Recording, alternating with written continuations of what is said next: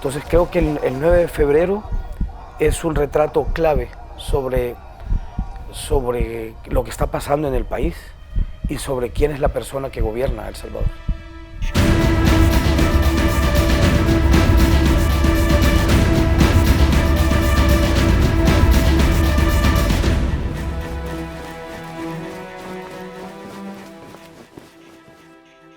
Desde hace varios días previos al 9 de febrero, el gobierno venía presionando por dos préstamos en realidad. Era una presión muy fuerte por la aprobación de un préstamo de 109 millones de dólares que se pretendía contratar con el BESIE. Yo no había visto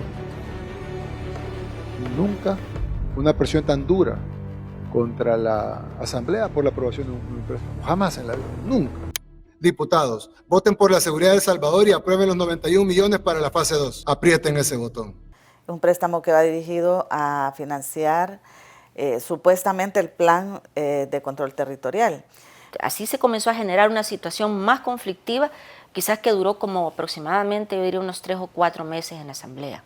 Había falta de información y era muy claro que pretendía la adquisición de equipo y bastante tecnología para la cual incluso no hay una regulación específica. O sea, había que endeudarse más, aparte de que en el endeudamiento del país estaba como en el 60% y pues ahora ya casi llegamos al 100% del Producto Interno Bruto. Entonces eso como que presionaba mucho las finanzas del Estado. El tema, más bien el préstamo de los 109 millones dado cómo se maneja la aprobación de recursos, es una excusa en realidad que estaba prestándose a otro tipo de intereses.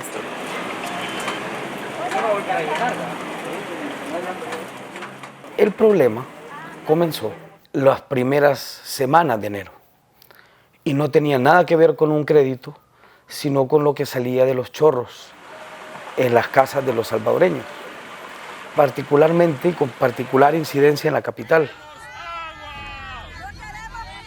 Durante las primeras semanas de enero, en las casas de los salvadoreños salía un agua maloliente y con un color sospechoso, por decir lo mínimo. En ese momento aparecen las denuncias de los consumidores de la zona sur del Gran San Salvador, mostrando precisamente el malestar y señalando de que el agua estaba saliendo sucia, oscura, con mal olor y por supuesto algunos que la probaron decían que tenía mal sabor. Quisiera preguntarle a la ministra de Salud, ¿este es el agua que le está mandando que tomen los niños y niñas en los centros escolares? Para los diputados es irresponsable que la ministra de Salud y el presidente de ANDA recomendaran a la gente seguir consumiendo el agua contaminada que llegaba a sus grifos.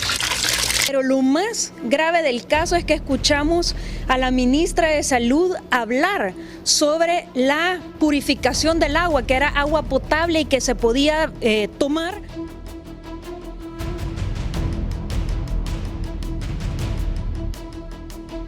El agua se puede consumir, ¿verdad? Es un tema de fenómeno de la naturaleza, fotosíntesis. Lo que genera las algas es ese característico olor y el característico color. ¿Por qué la ministra de Salud y el presidente de ANDA dijeron eso? Probablemente porque ellos están basados en estándares anteriores, en donde la gente, bueno, si esta agua se tomaba antes, ¿por qué no se va a tomar ahora?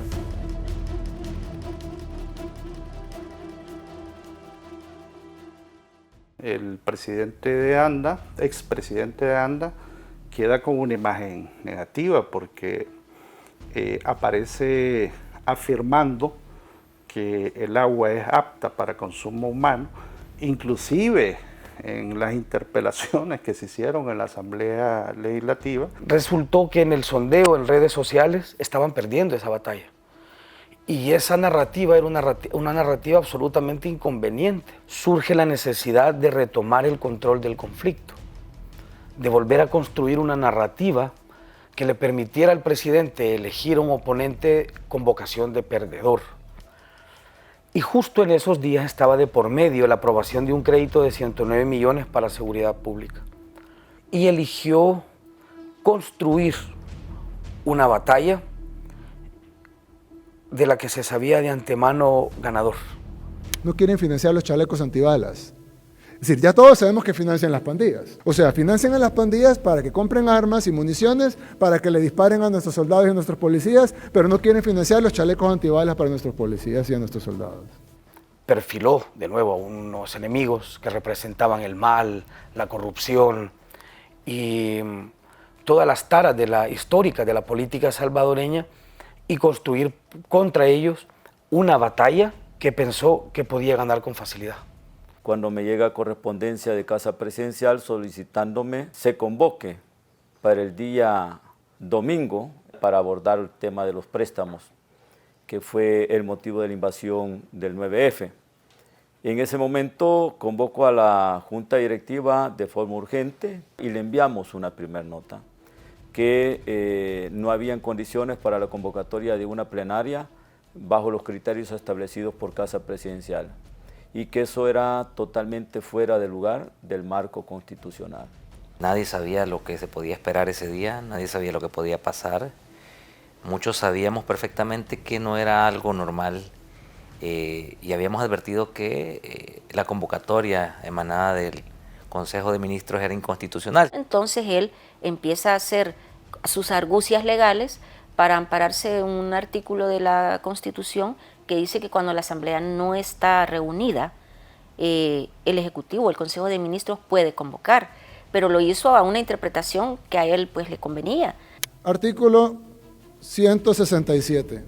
Corresponde al Consejo de Ministros, numeral 7, convocar extraordinariamente a la Asamblea Legislativa cuando los intereses de la República lo demanden. Es un interés de la República la seguridad. Así que es una atribución constitucional del Consejo de Ministros convocar a la Asamblea Legislativa extraordinariamente cuando los intereses de la República lo demanden. Así que la República les demanda que estén todos a las 3 de la tarde el domingo en la Asamblea Legislativa para sesión extraordinaria para conocer como punto único el financiamiento del Plan de Control Territorial. Si no asisten, usaremos nuestros poderes constitucionales para hacer cumplir la Constitución. Y nos pareció que la circunstancia prevista en la Constitución de que se dé una situación excepcional y que la Asamblea no esté reunida, pues no se daba. Tanto así que emitimos un comunicado el viernes 7 y fue un poco en el que se basó la Asamblea para responderle al Ejecutivo que no atenderían esa convocatoria porque no había una situación excepcional. Yo hice una visita el día viernes para persuadir que no ejecutaran ninguna acción que violentara nuestro marco constitucional. No pude hablar con el presidente, pero sí con el secretario privado, Neto Castro. Ellos estaban de alguna manera totalmente convencidos que tenían la razón. Se lo dije también al secretario jurídico Conan Castro de dónde habían sacado los tales argumentos para echar a andar semejante acción que rompía con el orden constitucional. Todos los problemas de este país, por muy graves que sean, se solucionan a través del diálogo. Así es que esperemos que ese esfuerzo dé resultados y ustedes sean los primeros en poder transmitirle a la población el acontecimiento. Pero sí estamos haciendo los esfuerzos y estamos evitando confrontar. Sin embargo, con la incertidumbre de qué es lo que sucedería, es decir, estando consciente de que no iba a llegar la mayoría de diputados que ya lo habían expresado, estando consciente de que el presidente de la República había convocado a las masas enardecidas, haciendo un llamado básicamente a la insurrección. Yo iba a la asamblea sin saber exactamente qué esperar, me imaginé que iba a ser un meeting o algo, pero nunca pensé que ni que el presidente iba a entrar a la asamblea, ni que iba a amenazar con disolverla, o sea, no sabía exactamente qué esperar más allá de un meeting. O sea, no te lo decían abiertamente, pero te dejaban entre luces que algo así iba a ocurrir. No te decían un golpe de Estado, pero ellos sabían de que su idea era entrar a la asamblea y prácticamente destituir a los diputados. Policías, todo estaba acordonado por policías, algunos soldados, pero en su mayoría había policías en todas las entradas. ¿Y en seguridad? Excelente, nos coordinamos ahí. Perfecto. La seguridad corre por cuenta de nosotros y no podemos permitir ajenos armados dentro del perímetro que ya tenemos. Estaban registrando y había como cierto recelo en en la entrada, es decir, no era la seguridad común de la Asamblea Legislativa.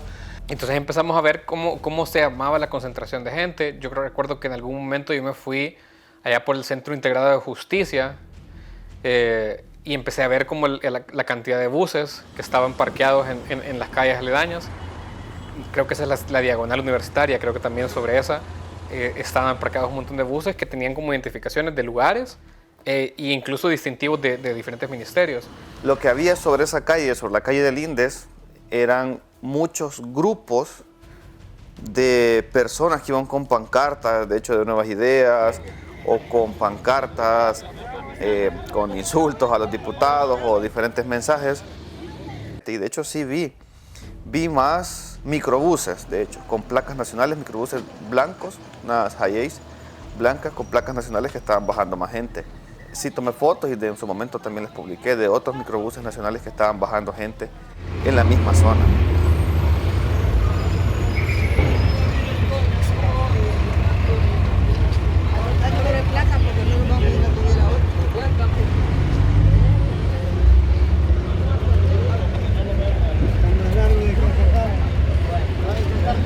Empezamos a ver eso, empezamos a tratar de preguntarle a la gente qué hacían ahí, que cómo los habían llevado. Nos respondieron lo típico, que los habían convocado a la sede del partido Nuevas Ideas en Quesaltepeque, en otros municipios, y que los habían traído para acá.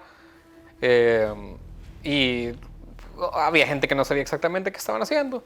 Entonces investigué un poco y sabía que había una grada de emergencia. Entonces, a través de la grada de emergencia, yo subo a la azotea de la Asamblea y sí sentí un poco de temor porque había francotiradores en los otros edificios del centro de gobierno. Por un momento fue como, bueno, sigo subiendo o no, porque pues si te ven ahí con una cámara, con un telefoto, de repente pueden pensar que es un arma desde lejos. Pero bueno, subí y hice fotos generales de cómo se veía la cantidad de gente afuera. Todavía no estaba el presidente, el podio donde él iba a hablar lo habían tapado con una lona y pues ya se veía llena las 2 cuadras que están justo en esa entrada del centro de gobierno, que es la entrada que usan los diputados. Estaba una cuadra arriba y me había quedado ahí intencionalmente porque quería ver la caravana del presidente. Y el presidente no iba a llegar detrás de toda la gente, entonces me adelanté una cuadra. Y luego el presidente llegó con una caravana, si no recuerdo mal, eran como 11 vehículos.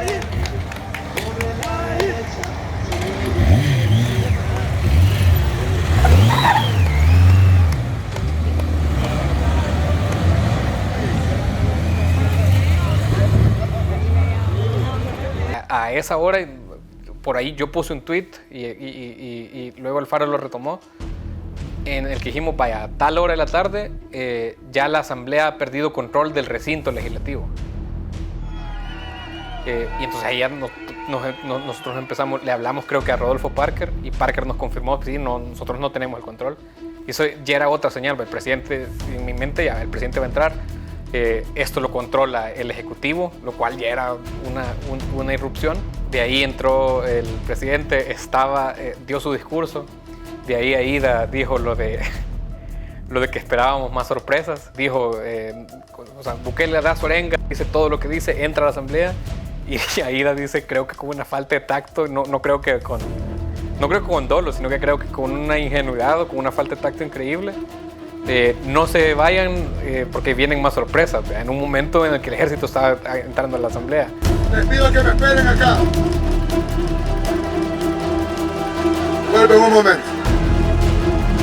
Quédense porque hay más sorpresas. Buenas tardes, Dios les bendiga.